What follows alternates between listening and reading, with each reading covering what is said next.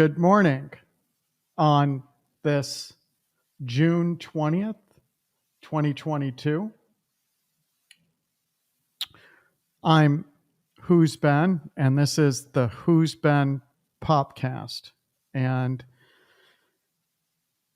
this is the third time that I've recorded this.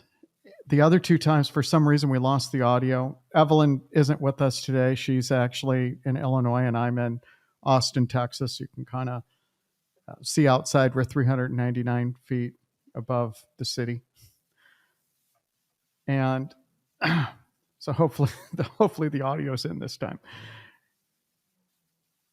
Today, the title is Find Love in What You Do. Whatever it is that you do, find love in what you do over the perilous journey of searching for what you love to do. The Who's Ben POPcast. I am the entrepreneur who struggles daily to overcome the conformity effects of my education. I believe that nonconformity is probably mistaken as ADHD, and thankfully conformity was handled physically and not medically back when I was in school. The POP, as in POPcast, is an acronym for all entrepreneurs.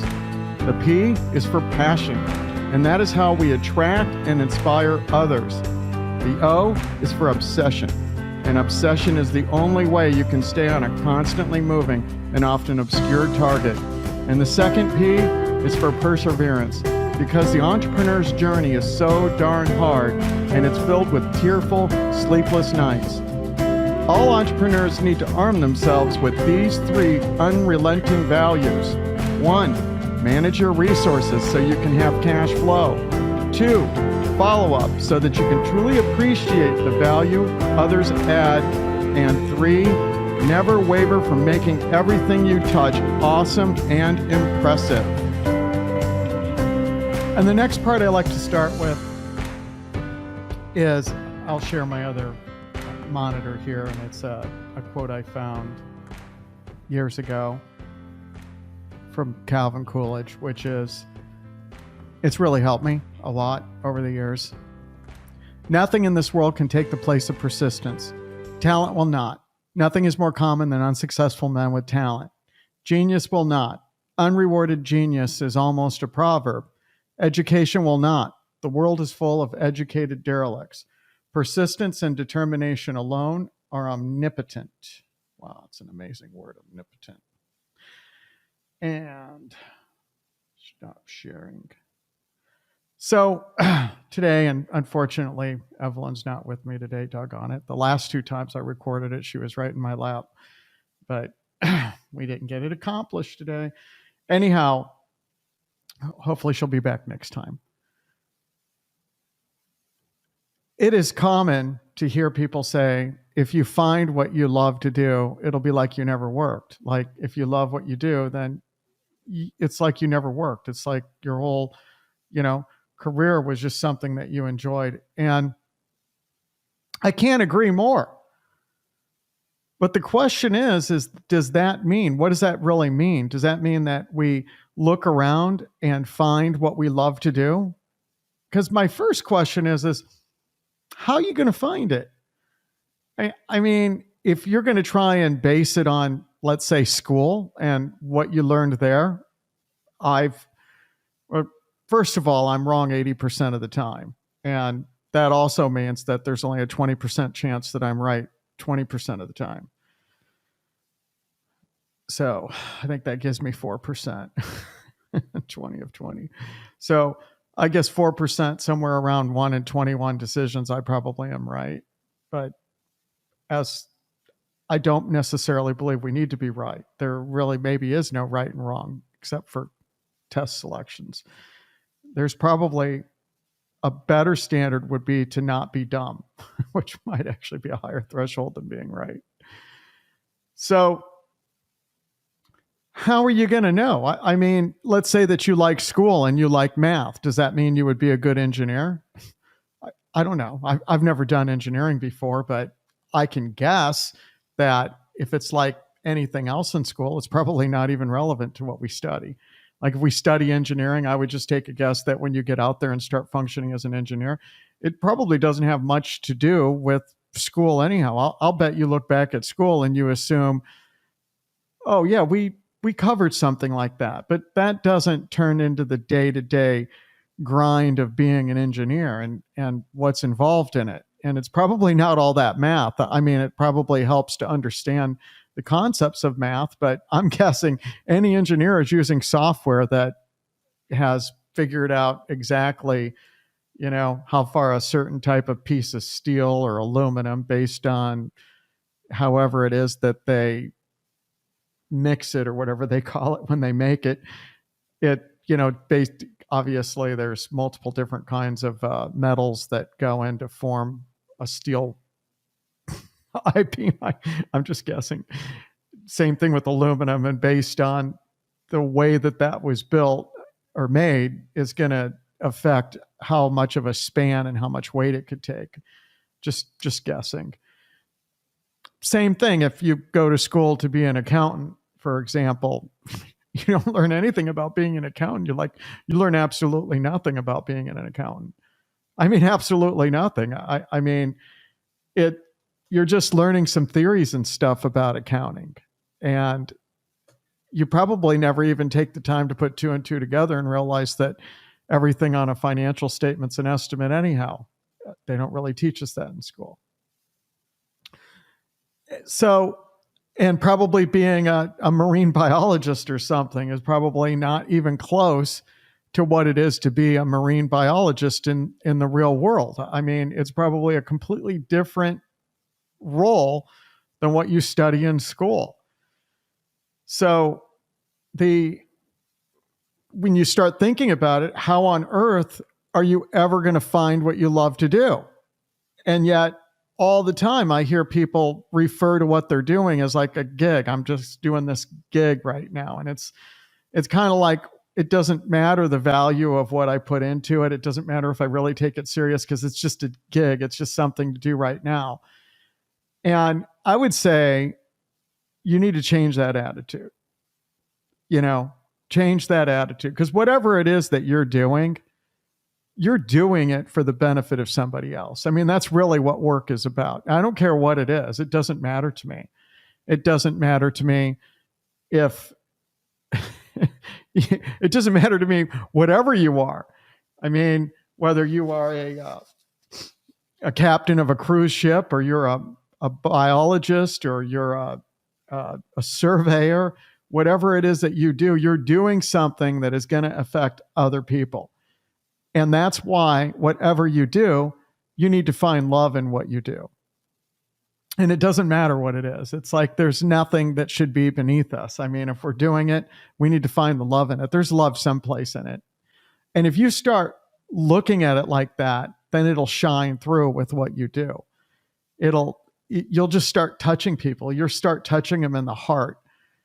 And you won't even recognize it, and neither will they, until you look back at it and you get to hear them explain to you how much they appreciated whatever it is that you did.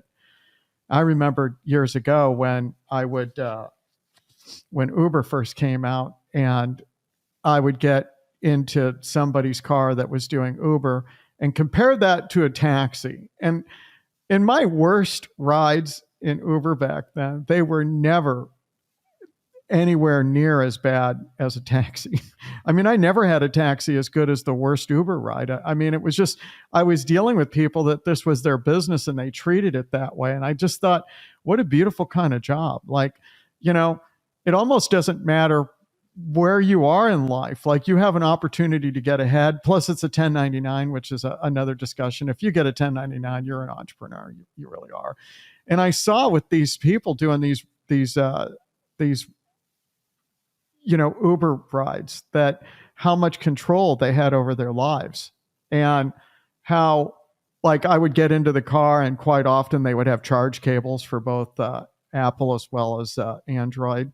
They would also have free waters and candies to eat, and maybe even a little wastebasket. I mean, it was just amazing how wonderful. I could tell that here's somebody that found love in what they do. I've never experienced that in a taxi. I've never been in a taxi where they did anything extra.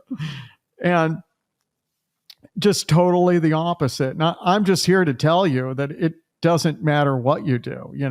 You can just be, moving boxes. It doesn't matter. You could be working in a warehouse. You could be working, making coffee. You could be cleaning.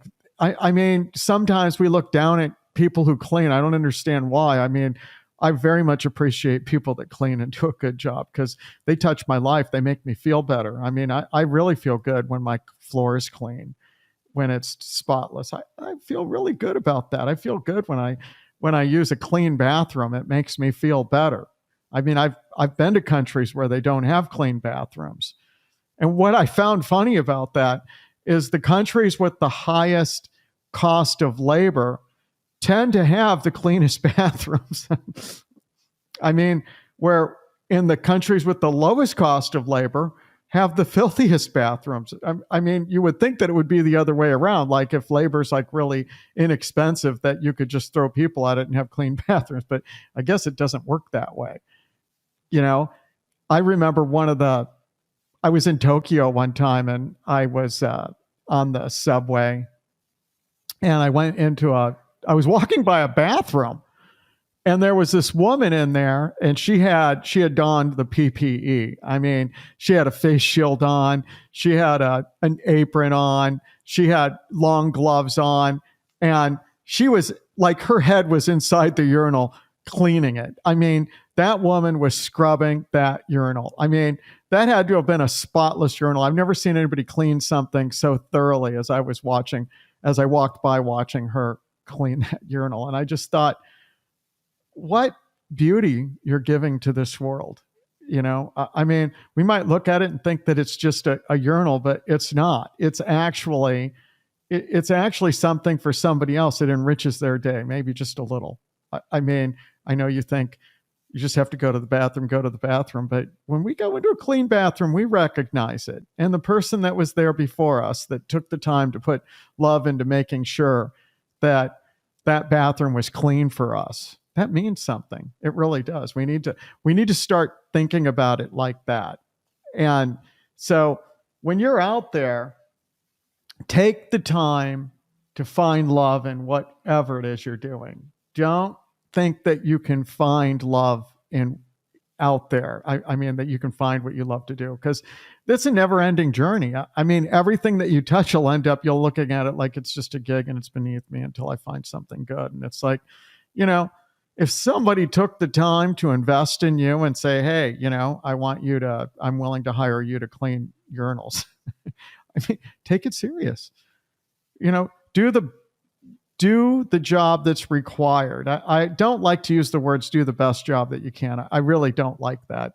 I'm certain some of those filthy bathrooms in some of these other countries was the best job those people could do too. But maybe they just didn't understand what the level of expectation should be. And so when I kind of look at doing your best, it's like, the only people doing your best is good for is probably your teachers and your mom.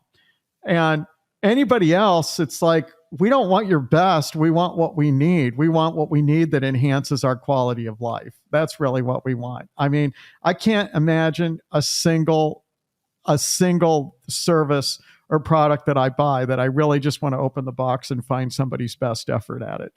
I mean, that's not really our expectation. We have standards today. We still have some standards left. I know the pandemic's kind of made a lot of standards questionable. However, we still have standards, and we really do. When we open up that product, we expect it to work. We expect it to continue working for hopefully years to come. Same thing with a car. We don't want to take it into the shop the week we get it back because somebody just did their best effort at it.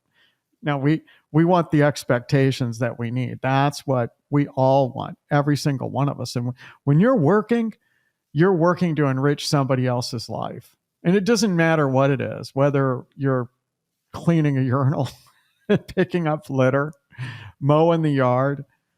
It really doesn't matter. I mean, writing a program and sometimes the approach that you take is really significant. When you start looking at it from the perspective of finding love in what you do, you're going to totally change your world. I assure you, your whole world will change from the moment that you take that approach. You'll start finding everything shifting. And being an entrepreneur, it's the best way to approach it, because that means that you're finding satisfaction in enriching somebody else. And I cannot think of a better way to approach business. I mean, I've always said that the highest kind of form of honor that somebody can bestow upon me is a decision to do business with me. It really means a lot to me. It doesn't matter to me how much money I make from you. None of that matters. The fact that you've made the decision to buy from me, that is a significant decision to me. It doesn't matter how much money I make. It doesn't matter how much money I've saved. I'm the one that manages the price that you spend with me, and I manage your expectations. I'm responsible for all of that. That's why my basic fundamental assumption is that you're wrong. Doesn't mean that I'm right. We already know I'm not right. But I assume that you don't need to be right. The only decision you need to make is a decision to do business with me. And from there, I'm responsible for everything with you. I'm responsible for your expectations. I'm responsible for your satisfaction. And it means a lot to me. It really means a lot to me. It doesn't matter if you make a decision to spend $10 or $100,000 with me. It's all the same to me.